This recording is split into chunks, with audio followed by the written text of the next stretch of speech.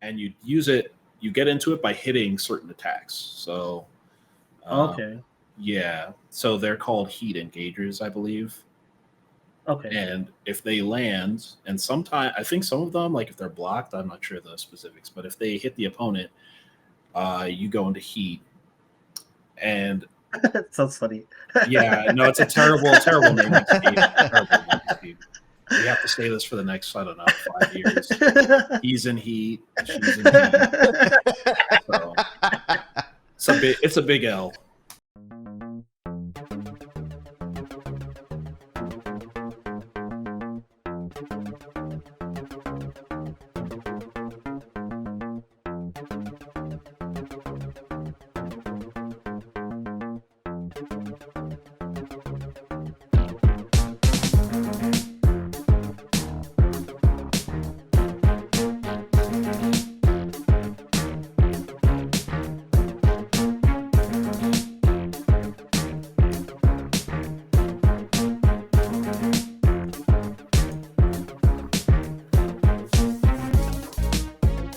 Hello, and welcome to the Absolute Guard podcast. Yes, welcome. This is episode 62. My name is Benny, and as always, I'm joined by my co-host John. How's it going, John? Pretty good. Cool. I was just looking at the video on the stream, and it like timed perfectly where it said "get ready for the next battle." Right as I was, so I was just like, "Oh man, that's perfect." And then today we're joined by Mr. WillGetPaid. How's it going, man? Hey, Benny. Hey, John. Going great. Thanks for having me, guys. Cool. So, yeah, it's been a while since we talked to you, or I guess talked about just teching in general. What's kind of been just in general? What's been going on with you? Oh, yeah, just enjoying the fall. Out Yeah. here in AZ, we finally get like a break from the weather. Yeah.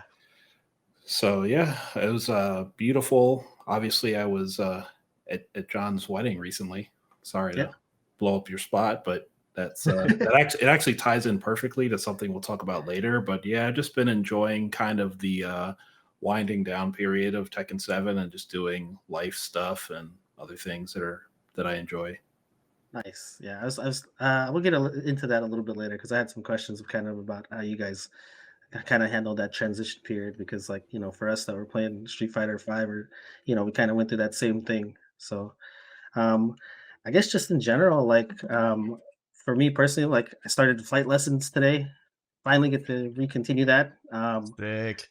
So if Nice. you guys remember from last year, basically, I was trying to get that started last year, and through different circumstances and stuff, I couldn't get it going. And now that I'm in a much better place, like I'm actually able to go all in and get started doing that. So I'll be going for about 2 or 3 times a week and working toward my private license right now. So that's pretty exciting.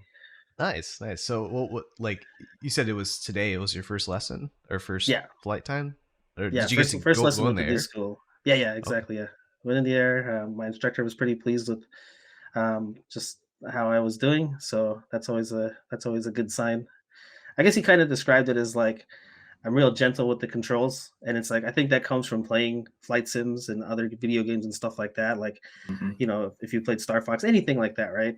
And like I've just known that you got to be easy on the controls, right? Otherwise, you're looking at the sky or you're looking at the ground.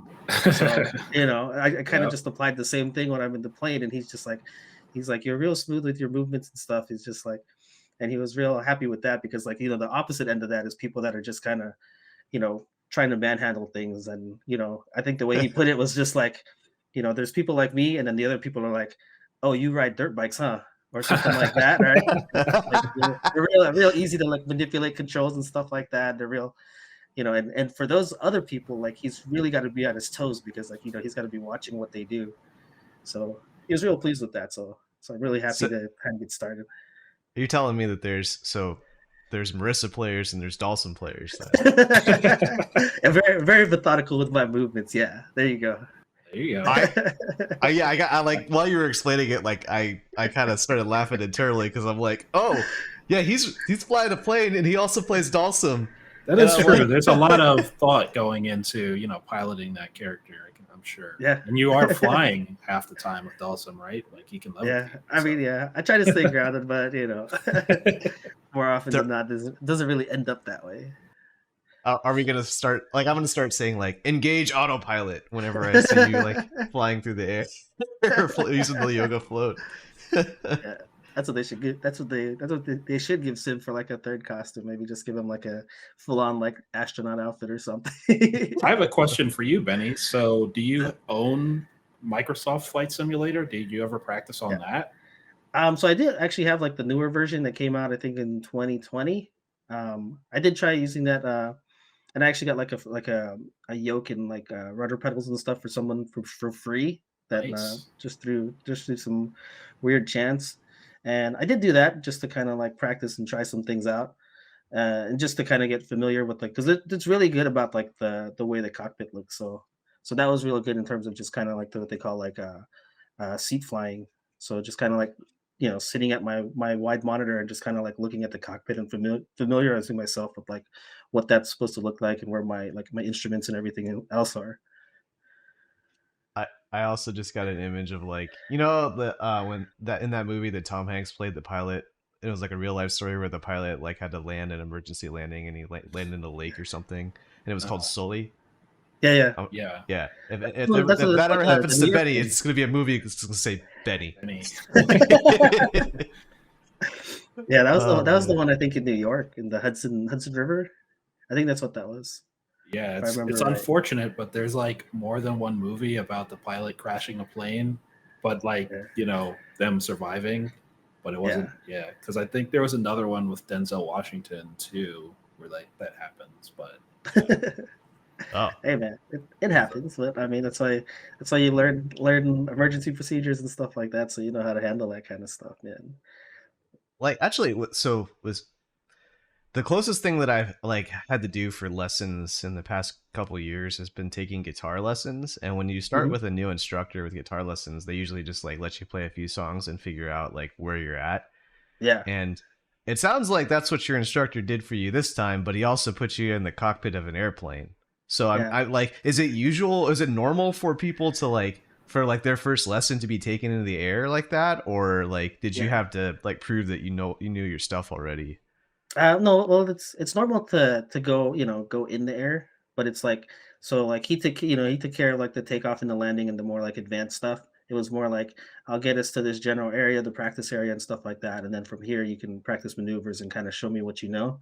Oh, And nice. I mean, Okay. when we got done, that was basically what he said too. It was just like, every time I get a new student, it's kind of like I got to gauge like what am I dealing with, right? And like that analogy that I was talking about, or the comparison in terms of somebody that's gentle with the controls and somebody that kind of manhandles it, and it's just like, okay, this is what I got to work with, and how it's going to be going forward, and what he might need to work on, or what he needs to focus on with that like particular student.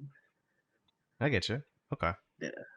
So yeah, overall it was a great experience, and like yeah, looking forward to finally literally getting that off the ground because like I kind of held off on everything for like a year. And now that I get to do it, like yeah, that's just maybe a little bit less Street Fighter, or maybe I got to be more disciplined about my time. But yeah, I it kind of reminds you of Street Fighter in a way as far as like when you're when someone asks me for advice on how to play like the fighting game, it's like you have to figure out like where they're at too and figure out like what their current yeah, skill level is, and exactly. because everybody will tell you that they've been playing Third Strike since 1942 Yeah, or something, right? yeah, right. yeah. Yeah, And I it's mean like, exactly because somebody could be like, "I've been playing since Street Fighter 2," but it's just like, "But have you been playing competently since Street Fighter 2, or have you just been mashing special moves all this whole time and getting away with it, playing with your buddies, right?" Right. yeah, man, like I've been flying airplanes for the past 36 years. Or I mean, I've been flying in airplanes. I'm not piloting them. I flew on a plane actually 2 days ago. Yeah, I have a lot of flight experience too in that case. Yeah, we got that airtime. Oh man, That is yeah, but something that I did recently though. As I went to Vegas, it was for my birthday. We There was a comedian that Jess wanted to see. His name is Jeff Arcuri, and I hadn't heard of him before, but it was just like, hey, Jess just said, hey, my favorite comedian is going to be in Vegas this coming weekend. Do you want to go? And we went with two friends, and we just kind of hung out at the comedy club, and he was really cool because he played off the crowd more than the average comedian would, and mhm.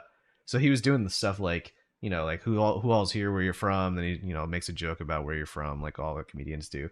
But then he looked over in our direction, and so I said that we were here for my birthday, and that got his attention, and then he asked about Jess, and I was like, yeah, we got married 3 weeks ago, and then that in turn triggered a thing where he wanted to like he brought us onto the stage, and we had shots with him on the stage, and he like made jokes about the whiskey he made that we took. He made jokes about the what's it called, the how I proposed to her, like he asked about that story and stuff. That's a great story. Yeah, it was really cool. Like I got to get on the stage, I got to see everybody looking at me, and then I was like, this is not too different than being on stage at a major. Like that idea of just like looking and like turning into the crowd and just seeing like a ton of heads all the way to the back of the room just staring right at you, as opposed to like the back of people's heads or people's backs or whatever. You just see faces all staring at you all at once, and it's pretty cool. But other than that, like, the Vegas trip was pretty cool. Oh, we also saw the Beatles Love Cirque du Soleil show, which is really cool. That's awesome. I've always wanted to see Cirque du Soleil. That's awesome. I've seen a fair amount of the Cirque du Soleil shows. I think the only ones that are well known that I haven't seen now is O, and prior to that it was Beatles, and I like the Beatles a lot, and so like that was like on my bucket list, and so to finally get there and finally see it was super cool. Nice. So I'm in a Beatles kick now, so I've been listening to Beatles all day, and I was reading about them. But sorry, Benny, I cut you off. I don't know. I was gonna ask you because I had asked you if you saw the sphere there. So did you get a chance to see that at all or no? Oh yeah, what is that thing like? Yeah. So we were gonna try, but the big problem is the city shut down for the F1 race. Oh, that's right. Oh boy. Yeah. So like, I hear people are pretty upset about that too. Yeah, dude, I learned so much because I thought it was gonna bring more like tourism, and I was like, oh, this is gonna suck because like it's gonna be crowded as a tourist. But then to hear that the locals all hate on it so much, the F1 and what it's done, I've heard they've ruined our city from multiple Uber drivers. Oh wow. Yeah, I've heard like there's definitely been some negativity because like, the F1 race, if you're not familiar with it, like their track is literally like through the strip, right? And like I've seen people put videos up of like they like some some of the bridges that go across the street, they're glass so you can see through them, and they were putting up like things to block it because they don't want people to be able to spectate, which is weird because I'm just like, don't you want people to watch? But they want people to watch that are paying for the seats, right? They don't want the public walking across the bridge to go hang out over there and be able to watch the race for free. But then like they had people that were like ripping off stuff like that because they wanted to get pictures or whatever, and they're just like, I'm not going to let this stupid film or whatever on this window block me from getting my picture of the Bellagio or whatever's over there. So that's pretty egregious. Wow. Yeah. One of the anecdotes from the Uber drivers like tackled exactly that, where like at the end of the strip, like near where the Tropicana used to be, there's like a convenience store where one of the business owners has posted that she's lost like $8 million this year or something like that compared to her previous years because of the construction. And then on top of that, in order to get access to like, so they don't build a giant wall in front of all of her shit so that way that people can't see it, she now has to pay F1 again $50,000. So it's like, 50 grand and 8 million are obviously very different numbers, but to just be like, hey, you've cost me $8 million and now you have the gall to ask me for 50 grand to have access to your shitty party. Like, that's a power play. I mean, they're like, it's pay to play, man. That's the new game dropped. The DLC characters are broken. And if you want to play, you better buy them. Yeah. Like, if you want to call yourself competitive and actually try to win, you better buy that DLC. Actually, that whole F1 thing actually ties back into like the whole aviation thing because with that, there's a lot of rich people coming through, a lot of private jets and stuff like that. Yeah. So I had heard that Vegas was charging like a landing fee of like $3,000, and because there's limited space for flights and stuff like that, and people to park their planes. So a lot of people were kind of upset about that and hoping it's not setting a precedent in the future, because especially like, those of us that are doing like the private pilot thing, like, $3,000 to land, that's a lot of money, right? Like you're not going to land there. You're going to go find someplace else to go. Really reaching that's super funny too, because well, I was going to say, right, like the kind of person that would be rich enough to have a private jet that they can fly places, they would do it because I don't want to have to park. I'm going to just, land my plane and then I'll just go where I need to go. But now they have to pay for it's paid parking now, just like the rest of us plebes, right? It's like going to the public parking spot. Yep. Yeah. My 2 jobs ago at this point, it's 3 jobs ago at this point. I used to work at this company that specialized in durable goods and web solutions for that, and the owner had a private plane, and it wasn't because the company was so loaded that he could just have that all the time. It was that he was a pilot instructor, a flight instructor rather, and he just did that in his spare time because he really liked flying planes, and so he would have a plane just to fly around, and every now and then he would be like, "Hey, let's go on a day trip to San Francisco," and we would go and get dinner, or like there was one time he took a group of us sailing. And actually, that's how my wife and I and 2 of our friends who were both groomsmen in my wedding, and then one other person as well. Like we all went on a sailing trip once, and so my old mentor, he tries to claim that he got us together, but yeah. But I got a taste of what that's like, is to like what it's like to sit in a private plane, and it's pretty cool. It's pretty cool. It's very wasteful, but pretty cool. Oh man, maybe one day we'll see. Oh man. So in terms of we've been talking about Street Fighter a lot, with the various guests that we've had on. So that's part of the reason why I asked, for you to get Mr. Will Get Paid here, so we could talk about some Tekken. Tekken 8's been basically the hot news, other than the negative stuff about Street Fighter 6 you hear on Twitter, and the MK1 brokenness and patches and stuff like that. Besides that stuff, Tekken 8's been basically the kind of flavor of the week kind of thing, coming out with like the character reveals and stuff like that. So Steven, in terms of like Tekken 8, were you in the closed network beta that's happened recently? All right, so I'm glad you asked that, Benny. So this ties into what I was talking about at the beginning of the show.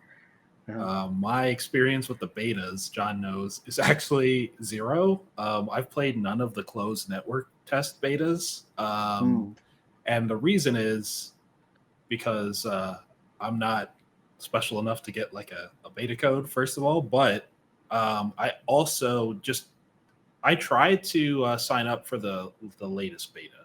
But unfortunately for the beta, it was the same weekend as John's wedding, and so I didn't get a code anyway. And the other option would have been to do what a lot of people did, which was purchase scalped code, because there's kind of 2 ways to get it. You can either be grandfathered in by winning in a previous one, and then you get an invite.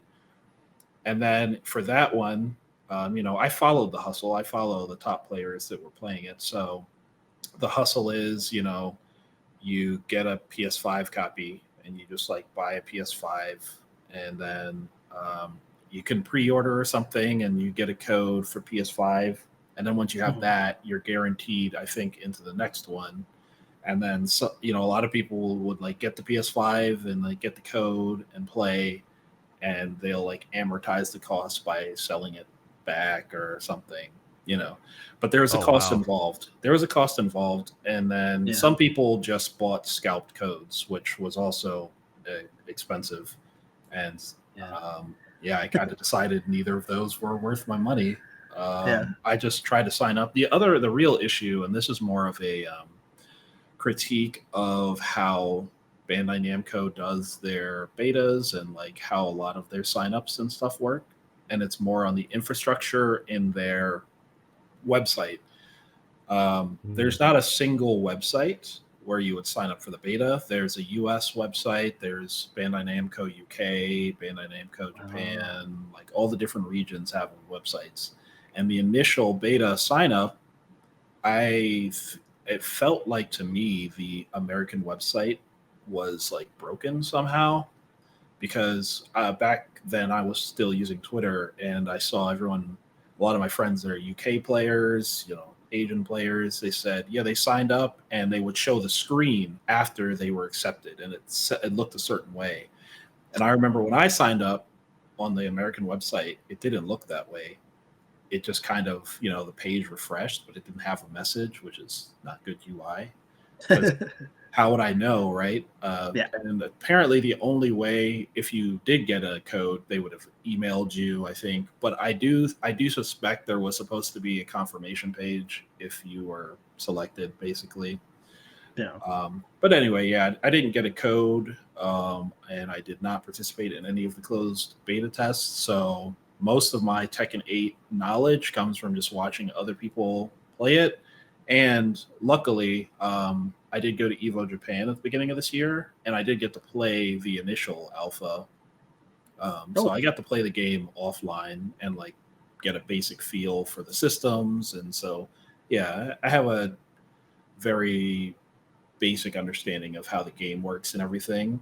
But as far as the network tests, and it's funny because the one thing that I am most interested in improving in Tekken 8 is the net play, the networking experience. So I Yeah. didn't get to test that for myself, but I did get a lot of impressions from, like I said, other players, pros, and streamers and stuff. So, yep. So I can try to answer any questions you have about that.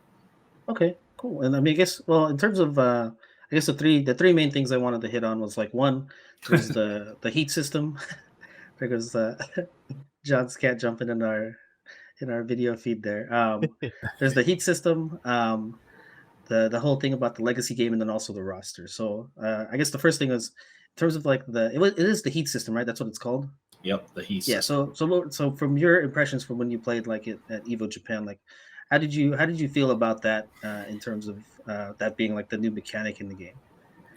Yeah, sure. So let me first say that my first impressions of Tekken 8 are very positive. The game is beautiful. You don't get to see this by looking at a YouTube or a Twitch stream because the bit rate just can't actually handle the detail that's in the game. Like, Yeah. Okay. I remember the first time they showed an image of like Kazuya's face. That was the first teaser. It just said, get ready for the next battle. Yeah, I remember that. Right. It like kind of looked like, a real person, or at least it looked like a CG render that you would expect to be in, like a Game Pro magazine or something, where it's just Yeah. like, it looks so realistic. You can't believe it. And then obviously the game doesn't look like that. But like the crazy thing is, it's like, that's actually Kazuya's model in the game. Right. So like he does look like that. And there is probably various levels of quality and like levels of detail, if you know what that is, that they can show in the game. But like that's his model.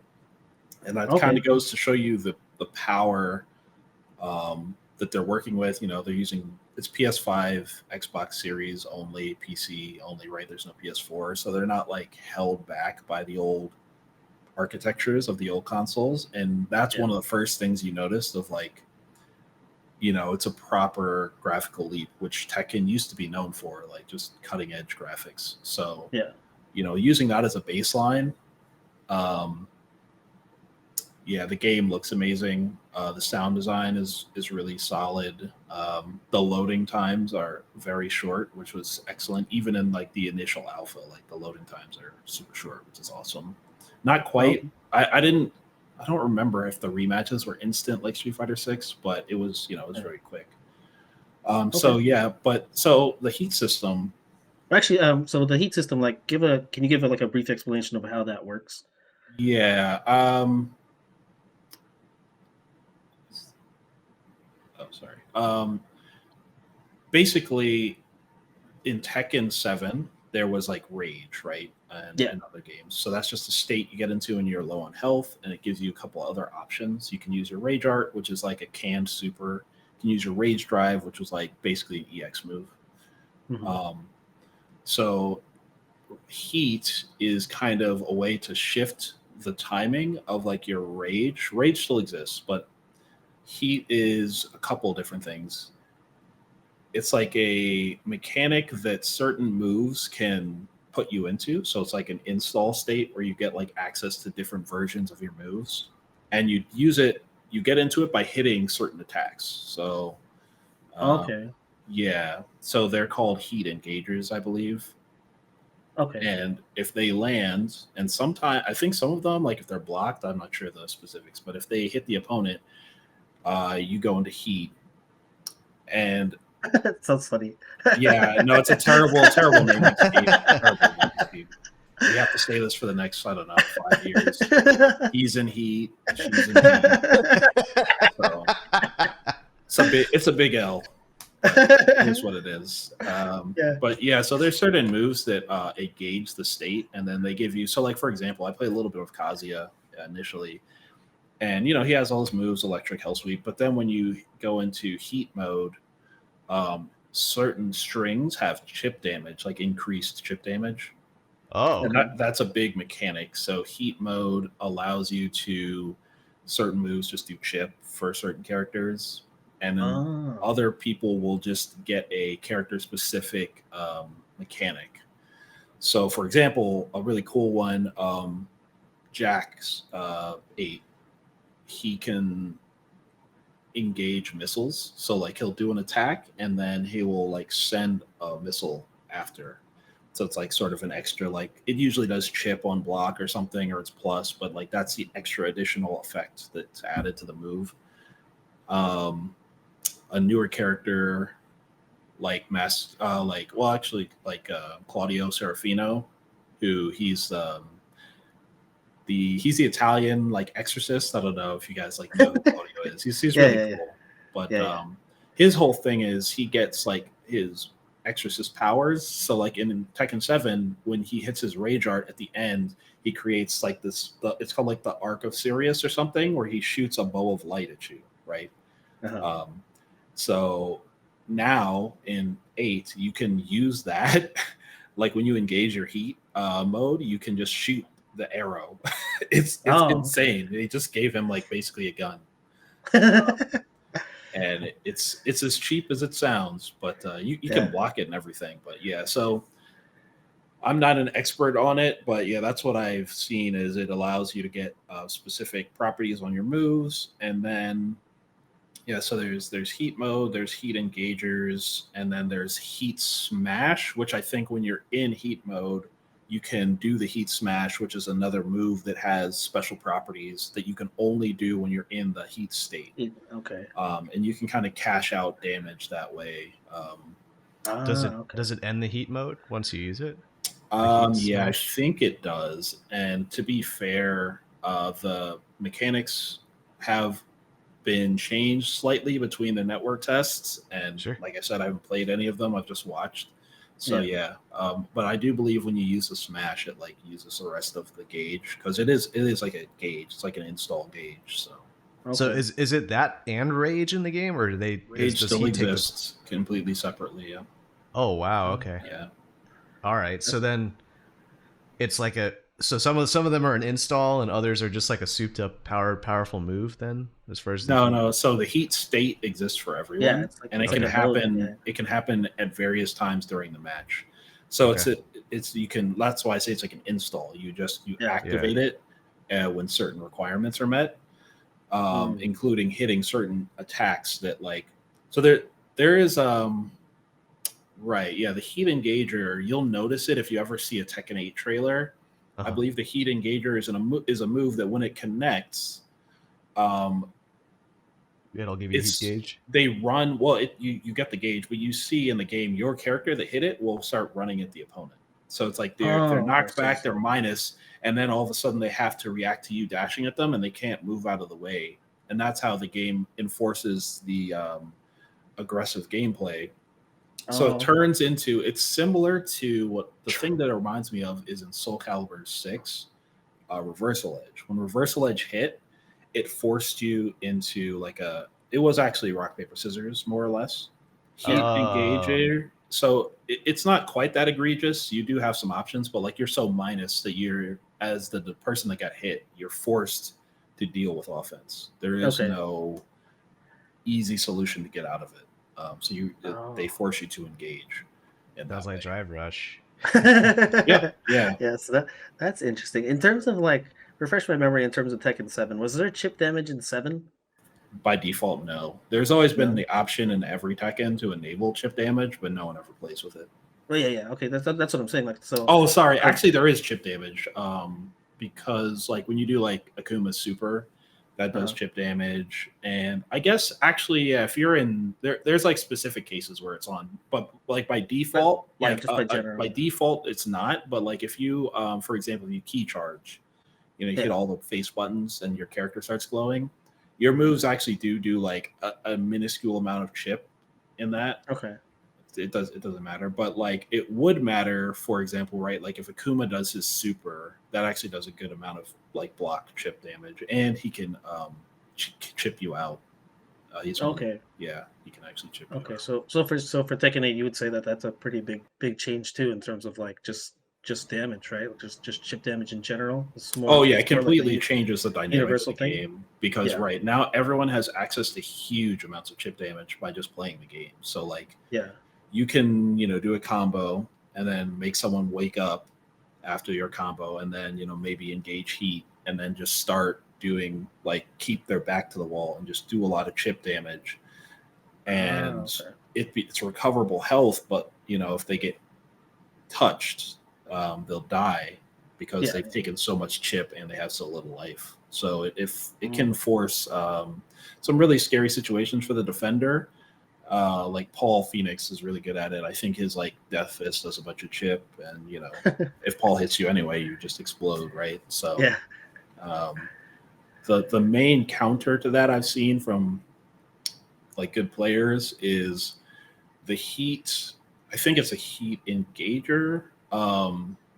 Has some like kind of pushback, like blowback invincibility sometimes.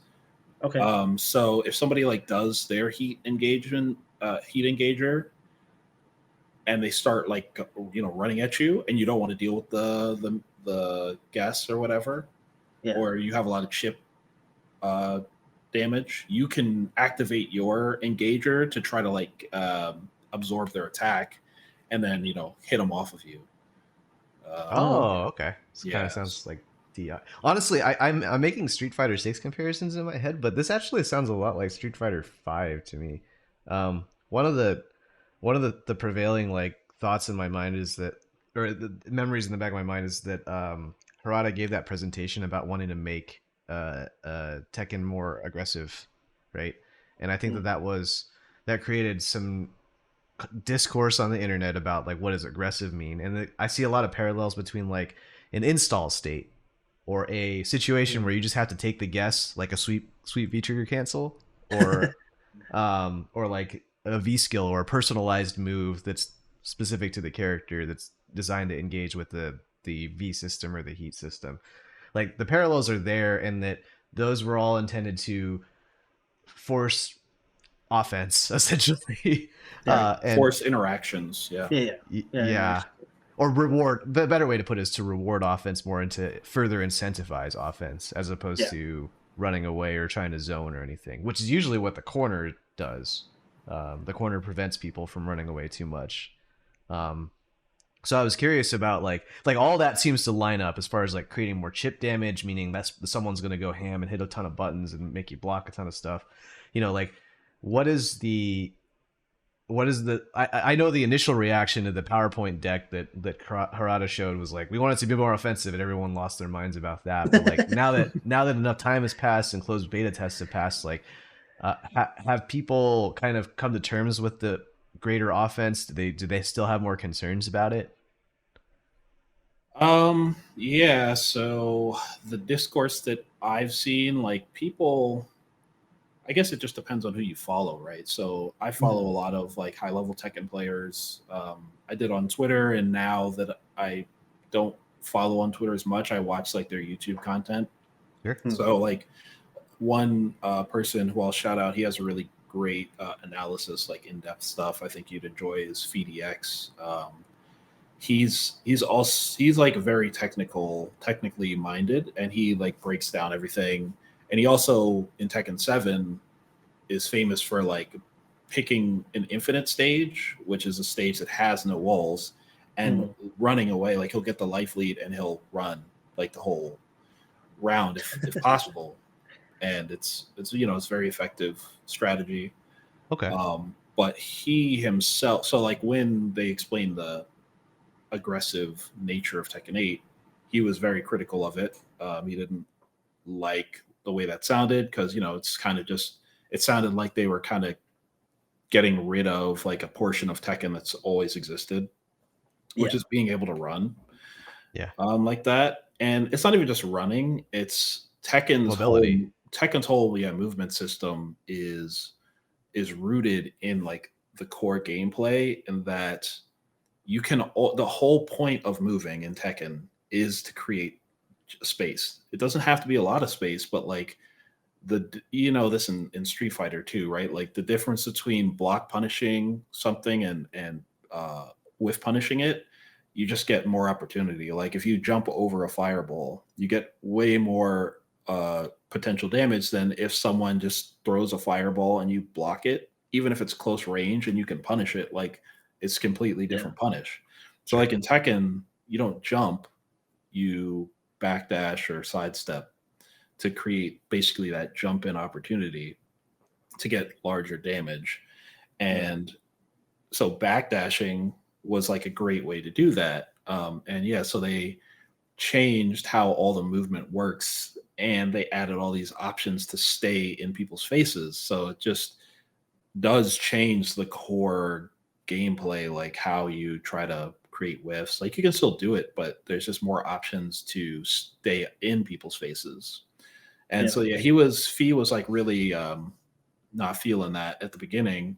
And to be honest, like I think a lot of those players are still very critical of like this shift because it feels a little ham-fisted, at least in my opinion. But at the same time, those same pro players are going to play the game and they're going to learn it anyway. So most of the complaining is just, in my opinion, from a lot of people, it's just for content and engagement and stuff. Because like I guess the funniest thing is during the trailer cycles at the beginning, there was a lot. I will never forget this.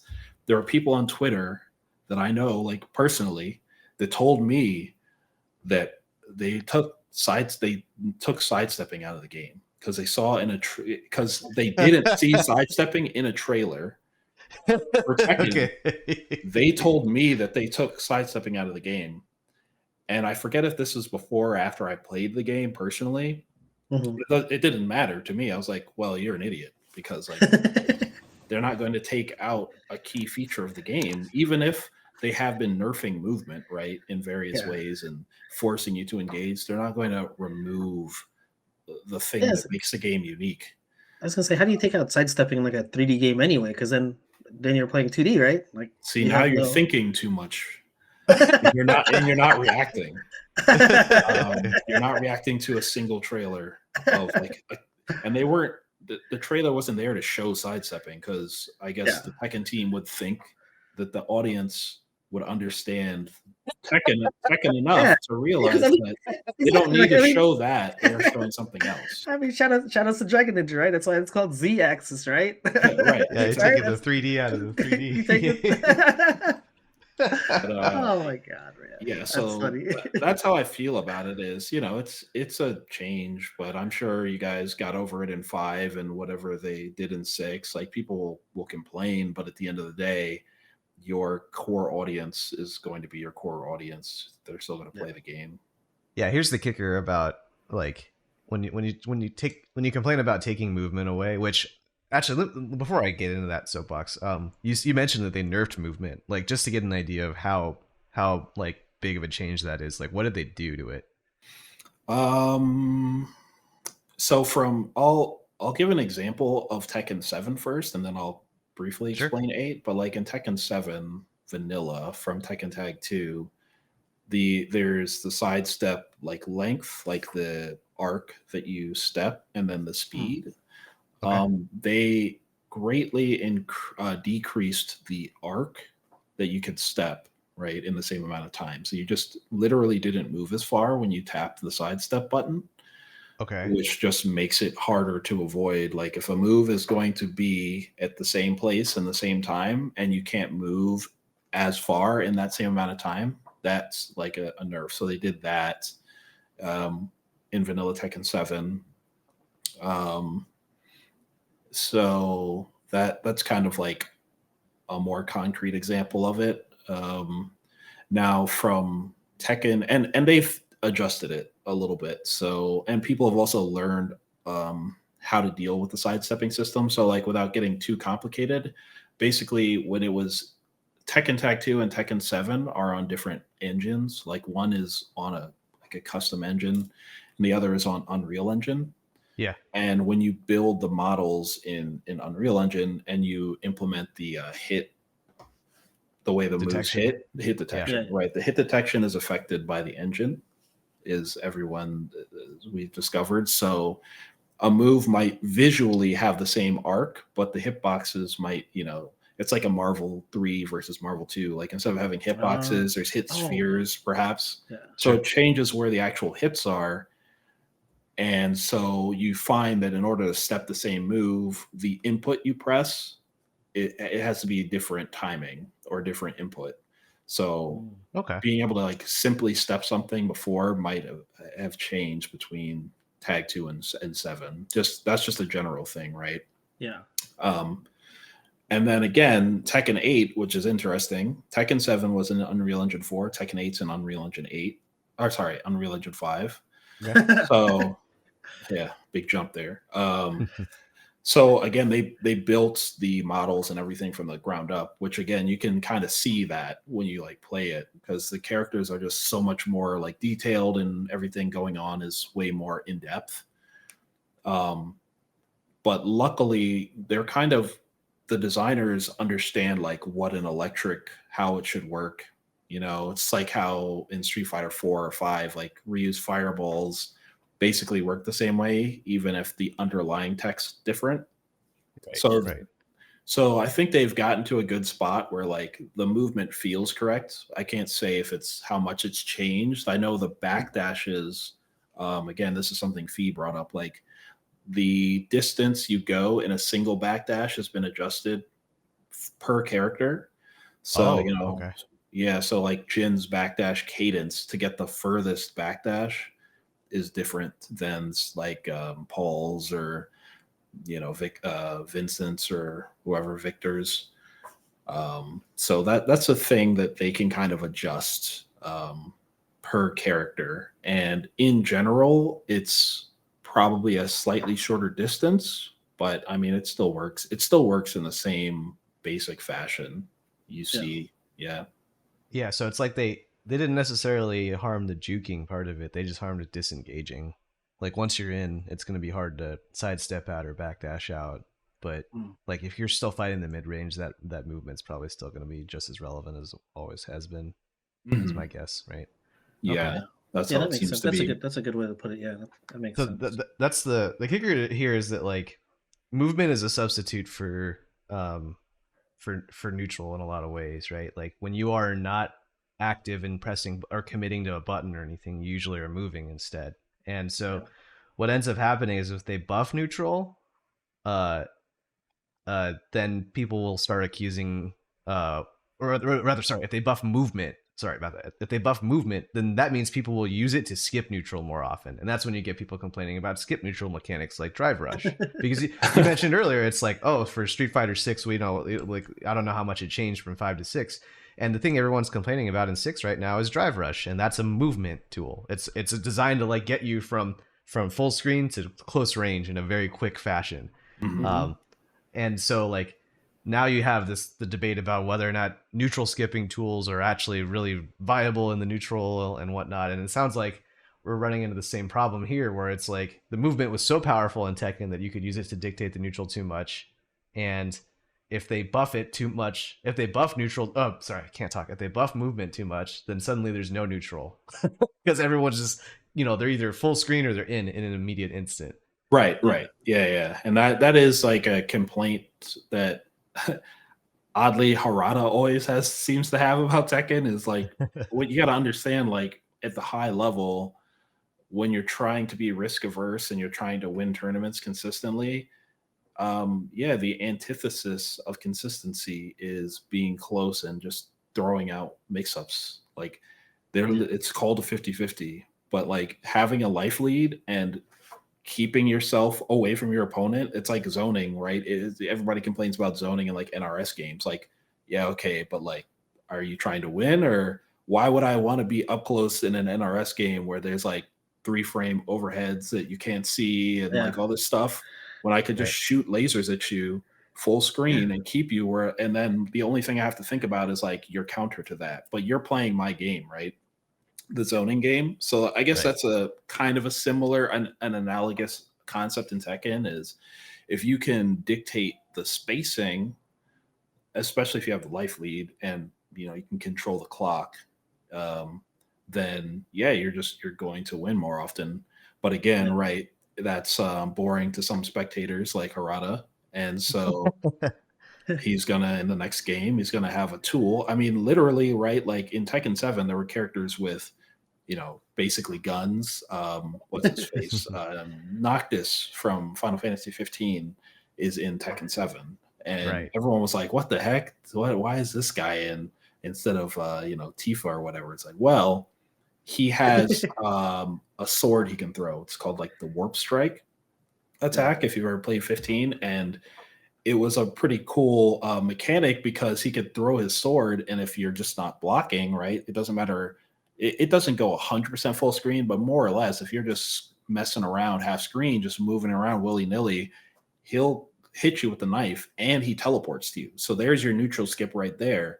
So, and he had a buffed version in Rage, which is his Rage drive, and it's the same concept. So it's just like, yeah, if you want to make the interactions more interesting and you want to limit that ability to just make space and force your opponent to come to you at your basically your timing. So that the thing about Noctis is like he can be there whenever he throws that knife. So yeah, you're half screen away, maybe he has to approach a little bit, but you still have to pay attention even though you're that far away, because now he does have that get in there tool.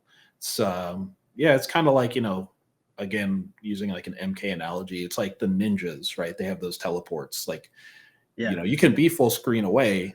So like my counter then is to literally like jump through the fourth dimension and just appear and teleport behind you, right? Yep. Yeah. You spend all this time running away in the third dimension, and then I use the fourth and the fifth dimension to appear next to you and hit you. Yeah. It's as if people that have teleports play a completely different game, right, Danny? I still play. Exposed. Gotta skip neutral, man. Yeah, teleports Oh. are great. Yeah. Oh man. Speaking of guns, like I was, that kind of leads into my thing about like the roster. So I love watching the trailers for Tekken because they're really like I love the announcer. He's all hyped up. And he's like new challenge, and there's always that little subtitle that they give to the characters and stuff like that. And like I know there was the most recent character that was the new Mishima Reina that came Reina, out. yes. And then Yeah, the she one looks prior cool. to that was Victor, the guy, the French guy. And I Yeah, thought he looks fucking cool, dude. he Like is. he's Yeah. got, and then he literally has a gun, but he does it. He's using it more like in a kind of like a gun kata style. If you guys have ever seen Equilibrium, Mm. so it's more like close combat kind of stuff than it is the like I'm sniping you from half screen or whatever, right? Like it's part of his like combo structure, and then he like shoot you real quick and he puts it away.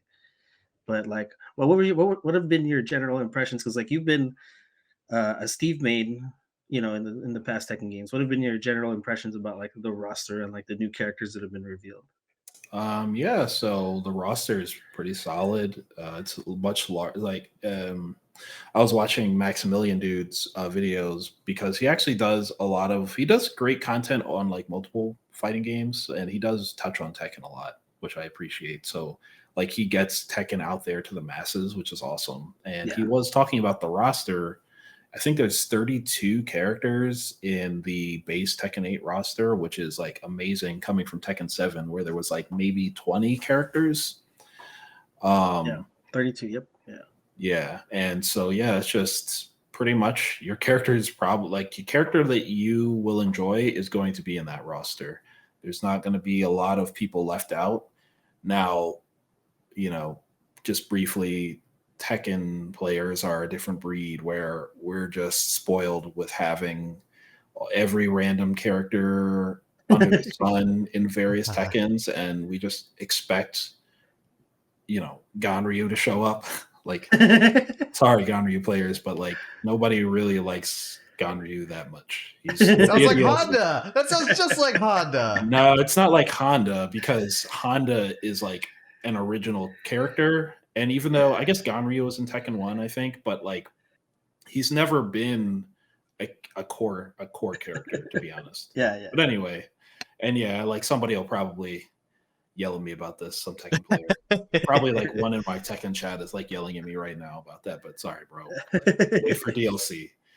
I guess the most egregious one that's not in is, I guess, kind of Lei, because Lei has always been like pretty popular, but I guess at the same time you got to understand that things change, right? Lei is basically Jackie Chan, right? Which is super dope. And growing up, we all thought that was cool. Like, oh, I get to play a fighting game with like basically like really well modeled Jackie Chan. Like all the attacks he does are like based off real moves. But I think, like if you ask the TikTok generation like about a random Jackie Chan film or something, like they're not gonna know. It's more for like, the more legacy players. So I can see them switching out certain characters like that. But like in general though, the Tekken 8 roster does have everyone you need. I'm obviously glad Steve is in it, and I'll get more to him in a minute. But even if he wasn't, like Victor looks super awesome. Raven looks awesome. Yeah, Reina looks really cool. Azucena looks really interesting. And the way they've implemented the old characters, like I played Kazuya. Kazuya is awesome. Mishima's always a lot of work competitively and like trying to perfect them, but just basic like button mashing or like low level play of like how I would play Kazuya is still extremely rewarding. Like it just feels good, still hitting electrics, and I'm pretty sure he can transform into his. Oh yeah, I think when he goes into his heat mode, he like becomes Devil Kazuya. Oh, okay. That gives him access to some moves that have lasers, which are always fun because he shoots a laser out of like his third eye. Right. I like how you have to say in heat mode instead of just like when he I'm goes. not gonna say in heat, bro. I'm not doing it. Yeah. I'm just imagining like I haven't listened or watched really like any kind of like streams or like any exhibitions. I know they had like the recent exhibition here, but I'm just like I'm thinking of like, oh, he's heating up or he's on fire, like the whole NBA He's Jam on stuff. fire. Yeah, that would have been so cool. He's on fire. Oh man. But yeah, I just like I'm the roster. Like I know that's been a kind of a touchy point for some people too when they come to comparing Street Fighter 6 because they're just like, oh, how come they get to have 32 characters? But I know me and John have had this discussion too in terms of like launch where it's just like it's nice to have like that roster, but at the same time, like you gotta think those are all matchups that you gotta learn too. So like Yep. it can be overwhelming too. This in the game. So it's just like, yeah, you're trying to cover bases and give people their money's worth kind of thing. But at the same time, like that's a lot of characters to have to deal with. For sure, yeah. That's something I do kind of envy about Street Fighter 6. It's just like, wow, yeah, you just gotta learn like your matchups. Say you play one or two characters, and Street Fighter characters typically don't have as many moves as Tekken characters. Yeah, so you you can really strings. like focus. And I have 6, so like I've messed around in the trials or whatever, and like it's really great at explaining what most of the stuff does and all that. So it's like, oh wow, yeah, if I really want to like grind this game and learn it, like the tools are there. So that's awesome. And I think 8 is trying to help people learn. So in their own way, they're adding in features for that. But yeah, like you said, having 32 matchups basically to learn if you're a competitor is going to be difficult. But I always try to think every Tekken is made for like casual players first. Yeah. Which is why like a game like Tekken Tag 2 it's really interesting because if you're like, I would say a medium type casual like Tekken fan, where like you are familiar with Tekken and you enjoy it just because you like Tekken, but you're not necessarily a competitor, that game is like one of the best Tekken experiences because you can play as freaking everyone. I think Dr. Boskanovich is in it. I think like Yeah. yeah, the true ogre who's just like a demon with wings, and then you got Yeah. all the Mishimas and everything, and Marduk's there. Jinpachi, who was supposed to be like chained in a basement under the Mishima like dojo, like condemned to hell basically down there. Like he's in Tekken Tag 2. He's a true menace. But like playing that game competitively sucked because it wasn't enjoyable getting good at that game, I'll just say, because there were like so many character matchups to learn, and every character has 100 moves or whatever, and every character has gimmicks, which like Tekken characters will always have gimmicks, but when there's fewer of them, it's a bit more fun because that just kind of adds spice to the matches, where again it's not just you running away because like maybe ogre can like fly at you or something. But when every character has gimmicks and there's like 50 characters and you have to fight in teams of 2 because it's a tag game, it's just insane trying to like really learn each matchup that way. Which is why Tekken 7 was like a great step for like new people to jump in to onboard, because the initial roster was like only 20 characters, which the reason a lot of people don't realize, the reason that game only had like 20 characters is because Tekken Tag 2 unfortunately didn't actually perform super well. Like it didn't sell that many copies. Because it kind of like honed in on its core audience. But like like you try to give that to just like a Street Fighter player and they're gonna leave like immediately, because it's just like you're gonna turn on the game, you're gonna play someone that picks like True Ogre, who's like this huge like demon with wings, and he's gonna do his waning moon throw, which is like it's a command throw where he throws you behind him, and then it has the property where you can tag into your teammate. So throw you behind him, tag into his teammate, and if you get hit by the throw, everything that happens after, it's like being minus 1,000. You cannot get out of it. So they just get a free combo because you didn't break a throw, which is a very basic like technique in Tekken. But like you got to understand, when Ogre's throwing you, if you're not super on point, it's gonna look like super weird. It's just this weird like snake arm reaches out. It is not very intuitive at all. So like that's why I'm super glad there were no characters like that, in Tekken 7 to begin with. It was much simpler to start. And over time they've added complexity, which is pretty cool. So I've been thinking a lot about rather for Tekken, there was that long debate about legacy knowledge and about whether or not it matters. And I think we actually talked about it the first time we had you on the show with Sean a long time ago, right? Because that was when the debate was raging. And I've actually been trying to take an inverse look at that and think about, when does legacy knowledge actually burden you? And part of me thinks that like when a new game launches, and we were talking about, if it's 32 characters, I have to learn 32 matchups now. That sucks, right? But in practical sense, a lot of those characters are returning characters, and so they theoretically have the same moves, and so you theoretically know the matchup already. And a lot of people, I think that. But the problem is, and I think you're gonna agree with me here, is that now you have to unlearn what you used to know in Tekken 7 and then reapply that to 8. So in a lot of ways, you're actually at a disadvantage because you know that the thing exists, but you don't know how it's different. Versus somebody brand new being like, "Oh, it's always been like this," and they just they accepted this fact immediately, right? That was the thing. Like when you brought that up, Stephen, that's one of the things that I remember seeing on Twitter. I want to say a few weeks ago, was in terms of like, you talked about like the characters being built up from the ground up for this game, right?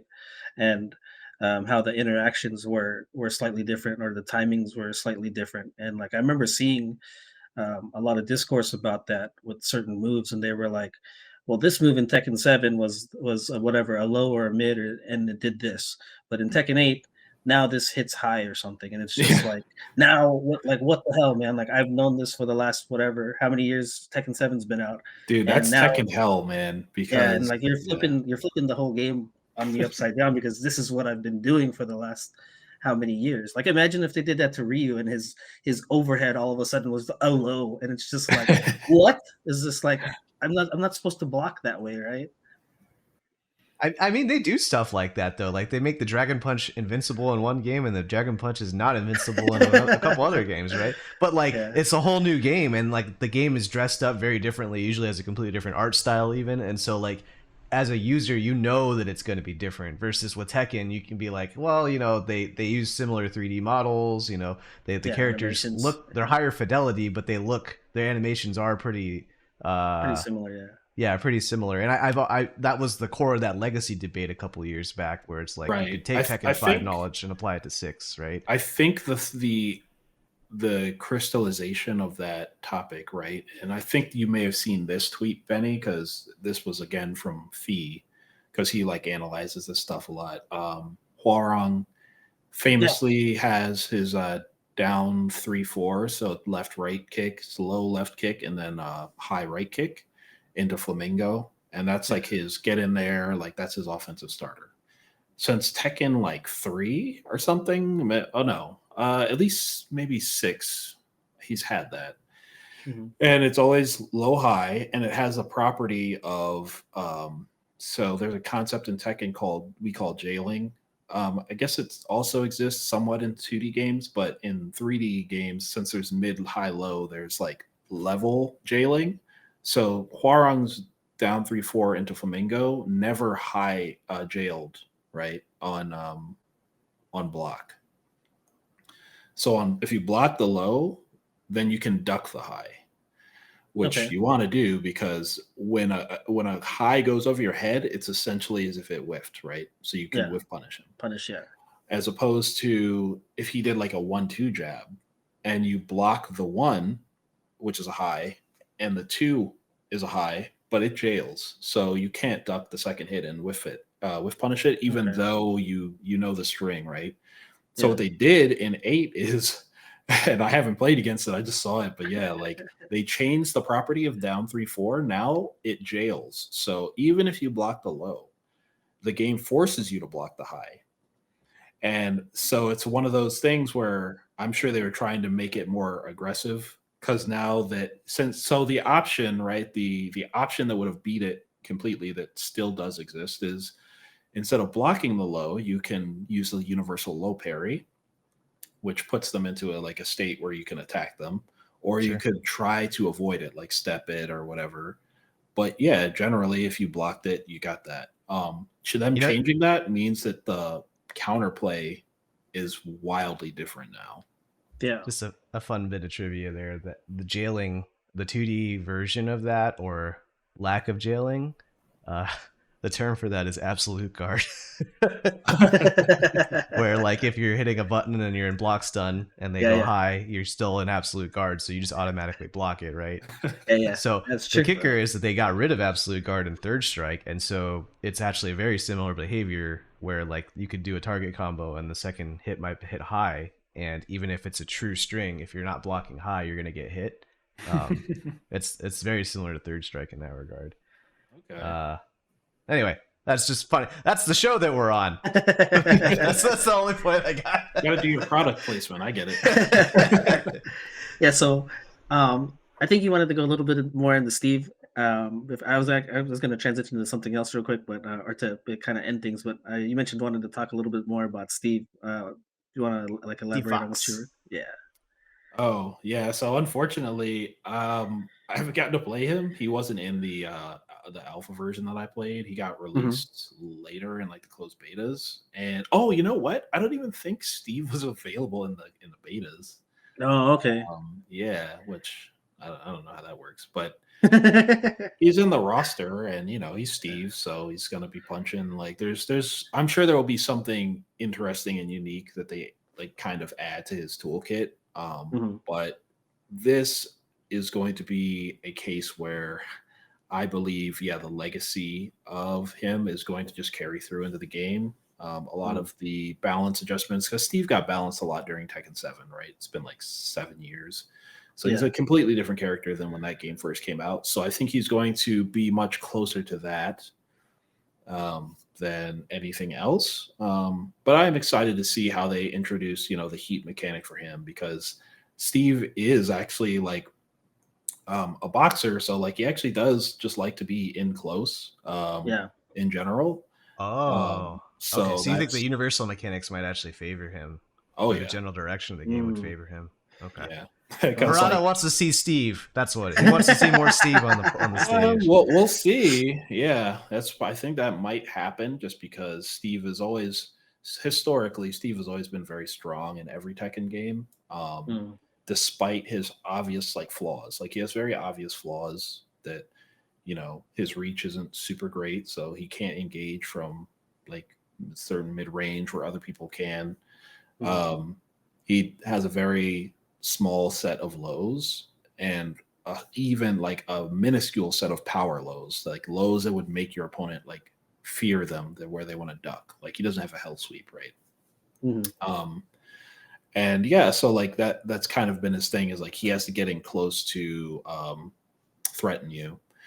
And yeah, so I think if they do add a good heat mechanic for him, then that should help him get in, and then he can just kind of do what he's always done up close and just abuse people, right? Yeah. Nice. And So I'm and the looking forward to movement that. changes. The movement changes sound like that people won't be able to disengage from him as easily, so you won't have Yeah. to Oh yeah, keep that's it. getting Yeah. in. You know. Yeah. Yeah, yeah, Nice, nice. Okay, that's awesome. So the last thing I kind of wanted to touch on was just in terms of like this kind of between games period for you, or just like the community in general. So Tekken 8's coming out in January, right? Like January of next year. So we got a little bit less than 2 months, or just 2 months basically. Um, what's you for? I guess it's a question for kind of all of us, because like what is your guys' general approach to when the new game's coming out? Like, are you guys still playing the old game? Is this like an opportunity for you guys to like take a break and just be like, you know what, I don't really want to keep playing this right now?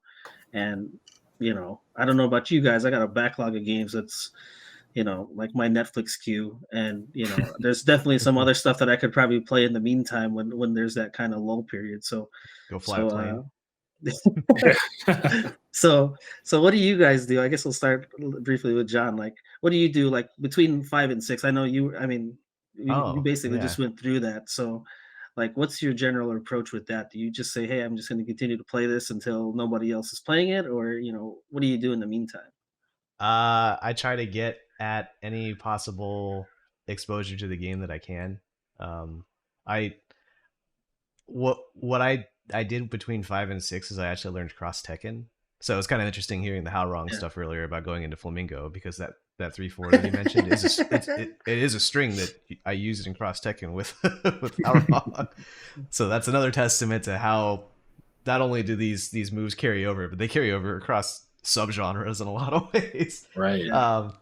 But so yeah, that was the kicker. Is like I need to flex the muscles on how to learn something new, not necessarily how to be good at Street Fighter 5, or in this case at Tekken 7. It would be about, can I learn another fighting game and be able to refresh my brain and put myself into a spot where I can take in new inputs and accept those new inputs in a quick manner. And believe me, with Cross Tekken, I actually had a couple rage-inducing moments, because I was like, in five it was fair, but in Cross Tekken it's not fair. And Cross Tekken has a lot of bullshit in it, and there's a lot of checkmate scenarios, and it took me a little while to get rid of some of that salt and dealing with that. And I'm like, why is jumping so good in Cross Tekken? Because the reward is so good. Why is the reward so good? That needs to be balanced appropriately, like in 5. And then you have that like argument with yourself of being like, oh, it's not like the game that I used to play, and you just kind of Yeah. have to work through that, right? And so I usually do that by learning a new game, and then Mm. taking that and applying it back to the game. That, like, I went back to 5 afterwards and applied the concepts I learned in Cross to 5, and then that in turn helped me pick up 6 quicker. Oh, okay. So yeah, a lot of it is just about flushing the brain out, and so that way you're not as so focused on the previous iteration, and instead you have like a more general view about how fighting games are. Yeah. And then using that to open your mind and get you primed for when the new game drops, and you get Gotcha. access to like a beta test or something. so you don't get stuck into that whole like Street Fighter 5 was better than 6 or Street Fighter 4 was better than 5. Yeah, basically, is that if your Yeah. only reference point is those two games and you don't have other fighting games like in the middle of that, or like you don't have a wide breadth to see like what all the options are for a potential fighting game, then Mm. uh your opinion is less informed, just to Yeah. put it bluntly. Yeah, Yeah, that's true. definitely. Yeah. Mhm. So what about you, Steven? Like, what do you do during this kind of lull period for the last couple months and then leading up to Tekken 8's release? Um, yeah, I'm like the opposite of John, which is why I'm not like as accomplished as a player as him. I just went cold turkey after Evo. Okay. I had a decent run, so yeah, I kind of like was competing and trying to like train, and I played a lot and everything. I was trying to like my goal was to get to like 3,000 hours logged in my Steam account on Tekken 7, which Mm. is a good amount. It's not like the most I've seen. I've definitely seen people with 6,000 hours, and Yeah. it shows like in their play. But yeah, I was like, yeah, I think 3,000 is good. I think I got to like 2,900 and like 78, and then I had a bunch of work stuff to do right before Evo, and it was just super demoralizing. I was like, I don't have time to practice. And honestly, like I'm in a pretty like I'm know kind of what I need to do. I had accomplished a lot of the things I wanted to accomplish in the game. Like I finally found counters to like the counters to my character. I just felt more confident in my ability to like play offense and defense and stuff. So yeah, I kind of just said after Evo, I was like, yeah, I'm good. I went to two Okay. Evos this year. Like I went to Evo Japan and Evo Vegas, and yeah, I'm just gonna go play some other games now. And I wasn't trying to like chase the Tekken 8 hype. Like I felt similarly to how I did about 6, where I was like, oh, it's cool. Like I'll play it when it comes out, obviously, but I'm not trying to play every like beta and everything. It's Mhm. just not as important to me right now, especially since everyone and their mother is playing and streaming it. So like if I need information about the game, I can just watch somebody else play it. I don't have to do it myself. And Yeah. I'm able to at this point in like Tekken at least to analyze things pretty well. So like if I need to learn how to deal with something, I could just watch someone else do it and Yeah. then apply what I've learned to it. And then when it comes to actually playing the game, when it comes out, I can practice my execution and like how to actually interact with the systems. But until then, I can just watch somebody play it on YouTube in theory craft until I Yeah. need to actually use it. So yeah, I've just been taking it easy. Nice, nice. Yeah, I'm kind of in that same boat. Like, I just because I stopped playing Street Fighter 5 early on, and then I kind of towards the last few years, like the pandemic years and stuff like that, I picked up Ed, and I was playing with John here and there, just and some of our other friends, just casually, like, hey, you guys want to play? And I'm like, sure, whatever. And then besides that, like I kinda tried to kinda stay away from, like, the information that was coming out, like, there'd be general trailers and stuff like that, but for the most part, like, I kinda just wanted to I wasn't really interested in kinda learning about game mechanics and figuring that kinda stuff out, and then, like, the beta releases, when they were available, like, I had real limited time to even kinda try things out, so I would just, like, mess with Guile or whatever, and that was probably kind of the extent. And in some ways, like I feel maybe that kind of hurt me at the launch of Street Fighter 6 when it came out because I kind of felt like I was really behind compared to the people that were really invested in the beta, like John and some other players that were playing, when it was available and just really kind of understanding and figuring out the game. So I Mhm. felt like I was kind of behind the eight ball when we started, and I'm finally catching up, and that's just kind of the path that I chose. Like that's just how I wanted to go about it, and I wasn't personally too invested in all that. I was still, I don't know, I had other things to play at the time, and just kind of did that instead. And then surprisingly, like um, before Street Fighter 6 came out, I was kind of wondering like how much this game would kind of pull me in, and I've mentioned this a couple in a multiple episodes already, but I played this a lot more than I ever expected to. Like, I think, even if you took out my son's time playing, like, I looked at Steam recently and it's like over 600 hours right now. Nice. So I'm like, that's real surprising to me. And I was talking to one of my other friends, and he's just like, he was talking. I don't think he was saying he was burned out, but he was like, I was telling him I was surprised that I wasn't burnt out with how much I've been playing, but I was telling him how I had like certain little kind of goals and milestones that I was trying to hit in terms of like improving. And he just pointed out, he goes, that's probably why you're not burnt out, because you constantly have things that you're aspiring to. It's not like you're just playing just to play. Mm. And I think he had a good point, because like that's kind of how I feel. Like there's little things that I'm adding here and there. Like I feel like I'm still not even, close to my final form, if that kind of thing. And I'm just casually building up my building up my repertoire, and my neutral, my skip neutral, all that stuff. And and I'm having fun doing it. Like I played Big Mac combo yesterday, and first to 10 against, and he played Luke. Like honestly, like he was one of the players that I haven't played a first to 10 with in our scene. Like I haven't done like a lot of local kind of sets like that with people, but that's something that I've been wanting to do lately. And I kind of went in like not really knowing how I was gonna do. Like I was expecting like maybe a 10-5, and it ended up 10-8 him, and I was pretty Okay. satisfied with that. And then we played again today, and I came back and I won 10-9 today. So Hey, Nice. I mean, improvement. so I was feeling real good about that. And yeah, just in general, like just real happy with like my progress in the game, and kind of the time that I put into it. Like I feel like the time that I am putting in, it's like I'm doing meaningful things, and it's not just, hey, let me just log on and just try to beat some people up, right? It's like, Right. let me try and log on, and this is what I want to try to work on today. Yeah, it's like creating tangible, measurable goals too, right? Yeah, And then the kicker is like how what decides how good you get or how quickly you get good rather, um, is the thing that you're adding. How strong is it, and how important is it? And I think yeah, that when a game launches, like when Tekken 8 launches, like a lot of these people that are really knee deep in these YouTube videos doing analysis and theory crafting and stuff right now, that's what they're trying to find. Is they're trying to find the first things to practice.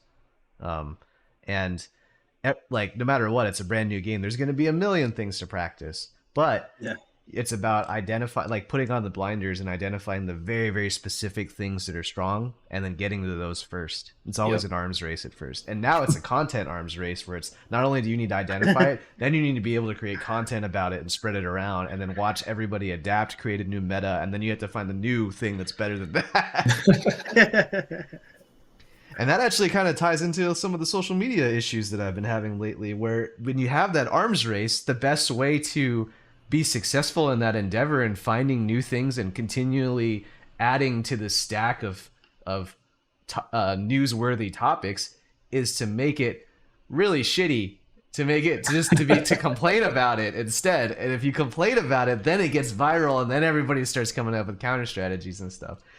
And yeah, Yeah.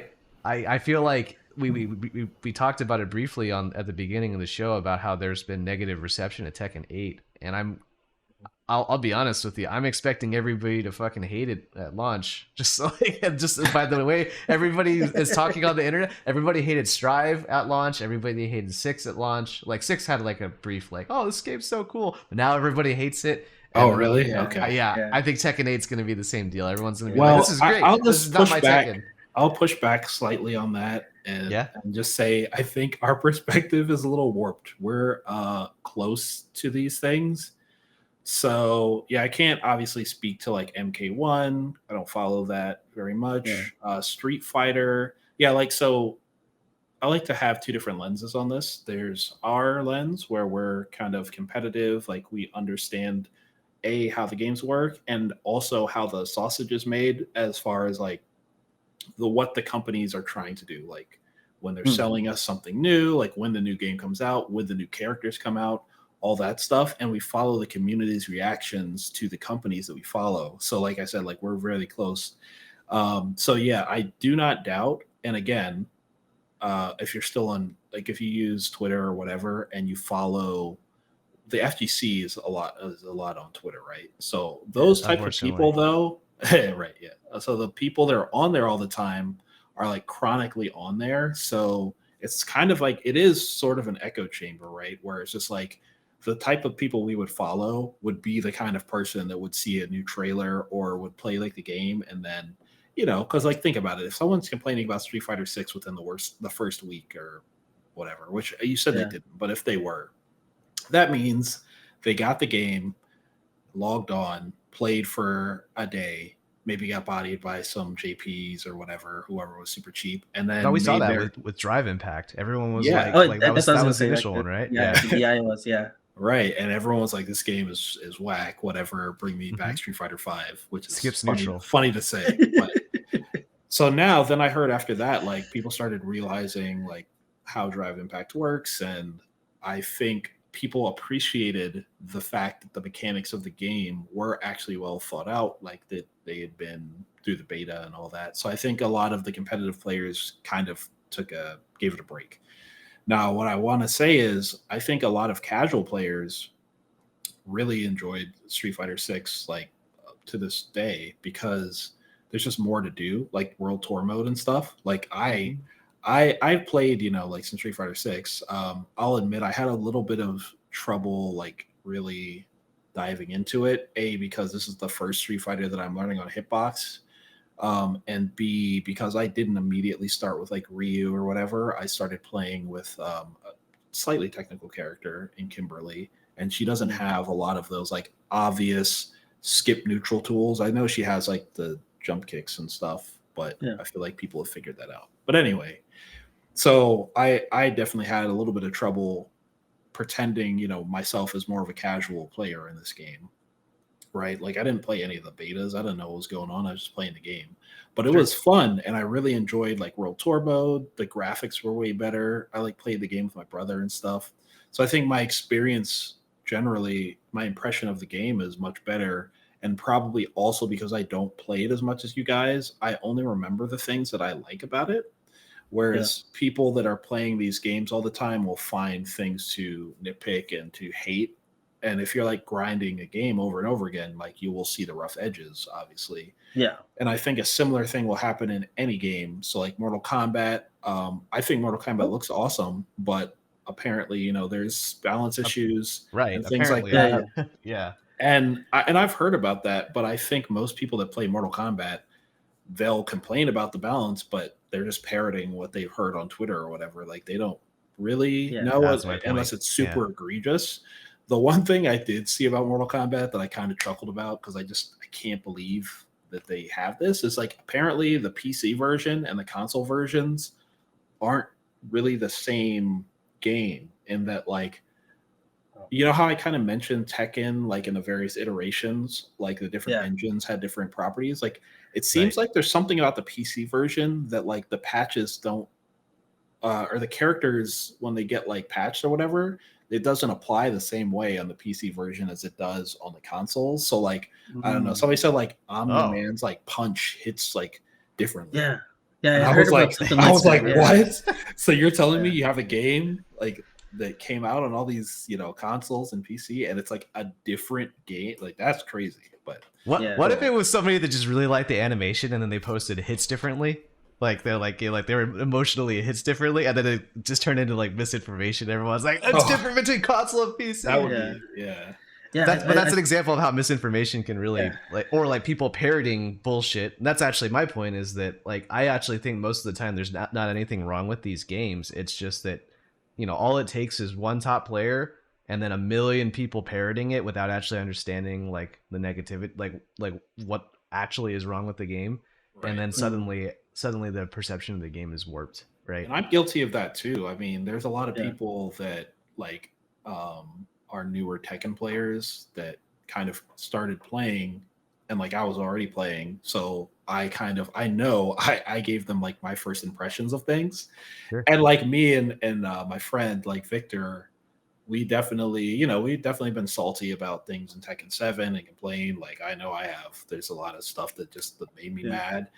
And I would like complain about it in a very like overly dramatic way. But like at a certain point in the game, like we were just kind of being trolls. Like we were just complaining because it's funny, not because we Yeah. thought that like inherently it would ever change or even needs to, because we realize like just how to deal with it within the context of the game. Like there are options to deal with all these different things outside of like technical issues that just should just be fixed, right? Like the Yeah. netcode just needs to be better. Like load times need to be faster, like just general things like that. But like as far as Sure. gameplay, yeah, I've definitely memed about it a bunch, and now I see the newer players parroting the things I used to say, and now I realize how like dumb I sounded, right? Like how immature I Yeah. sounded. Because when someone else says it to you, and you Yep. can't tell if they're serious or they think they're being serious, you're like, oh, well, I mean that's not really true. I was just blowing. I Oops. was blowing Yeah, smoke, right? I was just blowing Yeah. smoke. My bad. But that doesn't Yeah. hit. That doesn't fit in 150 characters, and then that the I was just blowing a smoke apology doesn't actually trend. And Yeah. instead, yeah, Yeah. I've had an epiphany lately that I'm like, social media is actually really bad for fighting games, and like I would say actually around 2016 when everybody started getting really pissy with each other all the time, like. I feel like Street Fighter V, we caught that where everybody was shitting on it constantly. Strive came out and everyone was shitting on it constantly. And I look at the temperature, it's only gotten worse. The reality is that Street Fighter 6 is miles ahead of Street Fighter 5 in terms of quality, and yet it's actually getting almost, or if not more, vitriol than 5 did. And Wow. that blows my mind. Yeah, that's Um, crazy. yeah. And that's my warped perception. I believe that it's actually getting more shit right now. Like I talk to people anecdotally and I'm like, is it bad right now on social media? And everyone's like, yeah, it's bad. It's bad. It's worse than 5. I've talked to some old 5 players and they've been like, it's worse than 5. And how the hell does that happen? Yeah. That's crazy. Well, Yeah. you bring up a good point. You bring up a great point, Stephen, in terms of like you talked about like as us as competitive players in the hardcore, right? And we're playing the game constantly, right? You're gonna see the negative stuff more and it's gonna stand out to you more than somebody that's playing casually or that doesn't play very, very often, right? Like I used to play Call of Duty all the time and like people hated the grenade launcher, the noob tubes, whatever you want to call them, right? It was just an easy way to kill somebody with a one hit and people would hate it.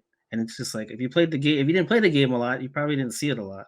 But if you played the game a lot, you were getting, if you were getting hit by that constantly, like there were plenty of people that I would hear in like the lobby chat that would just be pissed off and they're just like, oh, you would use that crap, right? And it's the same thing in fighting games.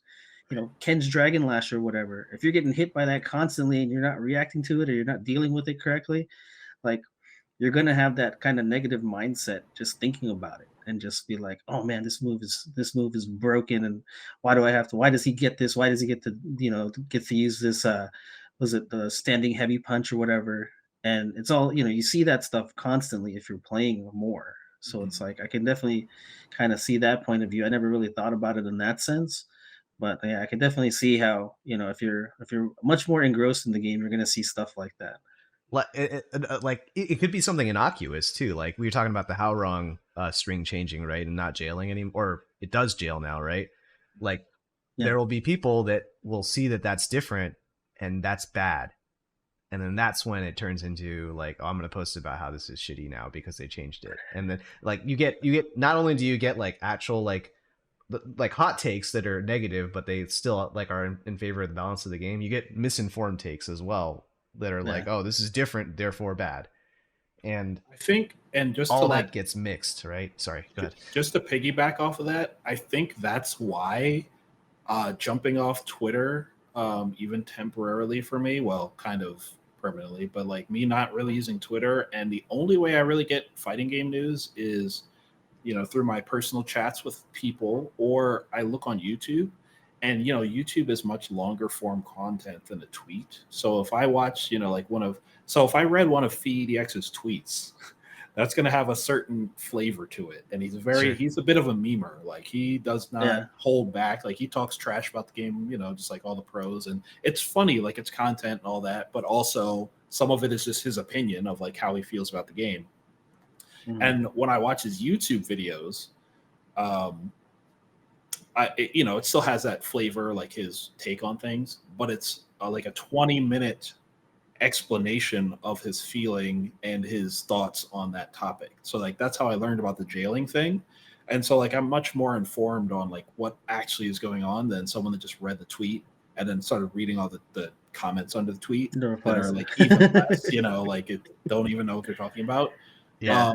And that's how I've experienced a lot of these fighting games is more through like these longer YouTube discussions, which I find more entertaining and more informative. So I feel like that's why my mood on a lot of these fighting games is a lot more tempered because I'm seeing like a more fully formed opinion on a lot of these things and not just a flash in the pan, like instant you're on your own thought just firing right after you get back from a salty online session.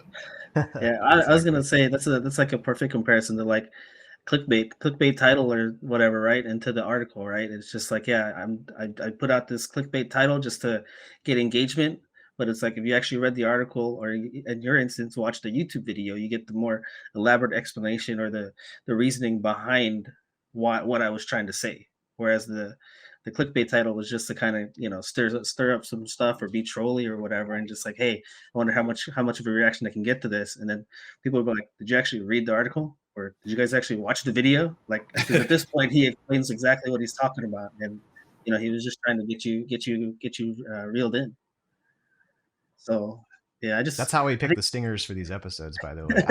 I do want to call out the meta side of this here, where I know that I am complaining about discourse on a podcast, and I'm complaining about negativity on a pod. Like I'm being negative about negativity on social media while on a podcast that we promoted through social media. Like there's like layers here that, but by and large, I think it's bad for mental health. I agree with you, Steven and Benny. Yeah. Oh yeah. My cat is stepping on my keyboard. Sorry. Yeah, I know you guys talked about being. I mean, I've kind of limited myself on Twitter. Like, I mean, at least when it comes to fighting game stuff, because like I'll see that stuff. It comes in my feed in terms of like, how people feel about this or the negativity here and there, and I just in the past, I might have clicked on it just to kind of see what people were replying to. Nowadays, I'm kind of just like, I scroll through it and I'm just like, you know what?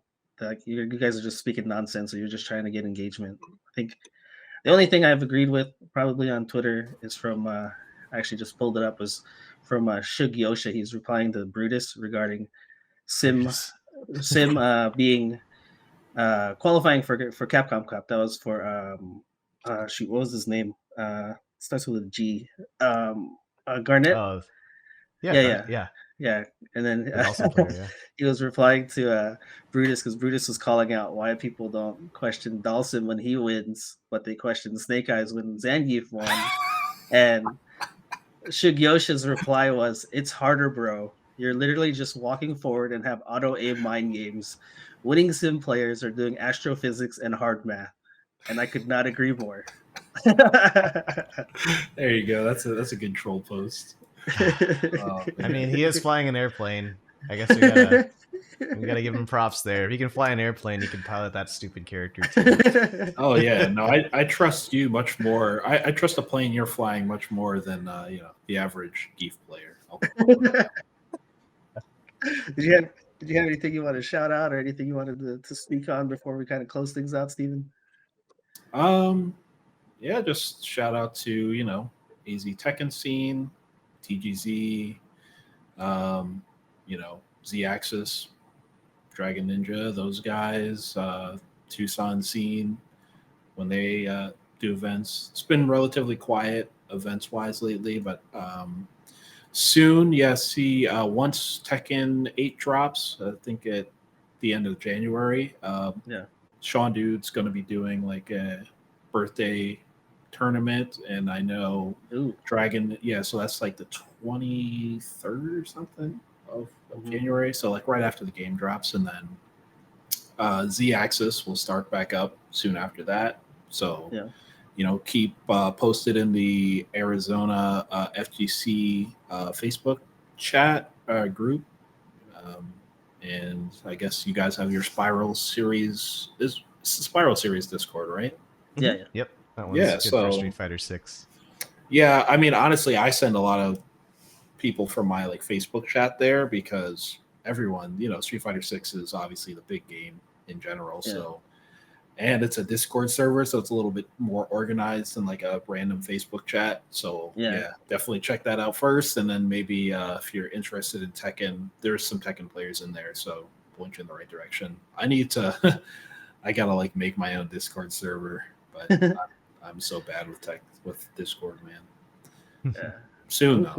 Yeah, I mean, we're kind of in this weird lull period too, because it's like it's not just the period before the launch of Tekken 8, but it's also like holiday time. You know, that's like people were putting tournaments before Thanksgiving.